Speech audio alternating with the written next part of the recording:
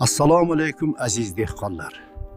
Qish fasli vaqidiga ekinlar uchun eng xavfli davrlardan biri.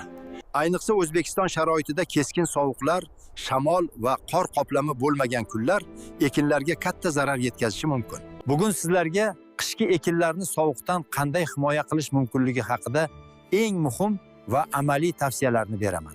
Assalomu alaykum aziz dehqonlar. Qish fasli ekinlar uchun eng xavfli davrlardan biri. Ayniqsa O'zbekiston sharoitida keskin sovuqlar, shamol va qor qoplami bo'lmagan kunlar ekinlarga katta zarar yetkazishi mumkin. Bugun sizlarga qishki ekinlarni sovuqdan qanday himoya qilish mumkinligi haqida eng muhim va amaliy tavsiyalarni beraman. Qishki ekinlar qaysilar va ularga sovuq qanday ta'sir qiladi?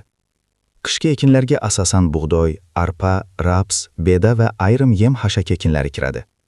Sovuqning ta'siri quyidagicha: ildiz muzlab qolishi, barg va poya zararlanishi, vegetatsiya to'xtashi, bahorda siyrak chiqish.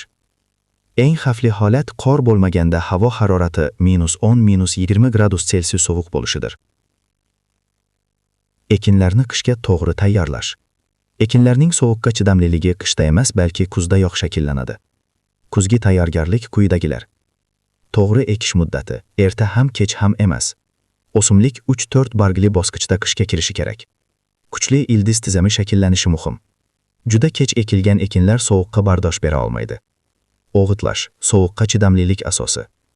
To'g'ri o'g'itlangan ekin sovuqdan kam zarar ko'radi. Oziqlantirishda muhim elementlar: fosfor ildizni mustahkamlaydi. Kaliy sovuqqa va stressga chidamlilikni oshiradi. Tavsiya qilamiz va yodda tuting. Kuzda fosfor kaliyli o'g'itlar berilishi lozim. Azotni me'yorida berish kerak, ortiqcha bo'lmasin. Ortiqcha azot sovuqda kuyish xavfini oshiradi. Qor qoplamini saqlash va shamoldan himoya. Qor bu o'simliklar uchun tabiatning bepul himoyasidir. Sovuq urmasligi uchun amaliy choralar. Dalada qorni ushlab qolish, shamol yo'nalishiga qarshi to'siqlar, dalani yalang'och qoldirmaslik. Qor qoplami 10–15 sm bo'lsa, ekinlar -20 gradus Selsigacha chidaydi. Biostimulyator va gumin o'g'itlar. Bugungi kunda ko'plab dehqonlar biostimulyatorlardan foydalanmoqda.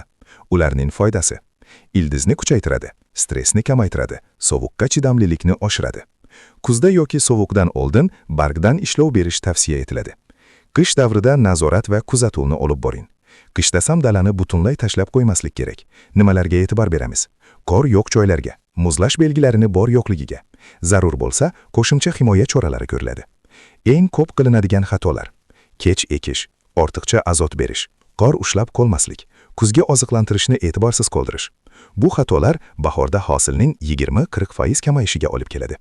Agarda agrotexnik tadbirlar to'g'ri olib borilsa, bahorda natija nima bo'ladi?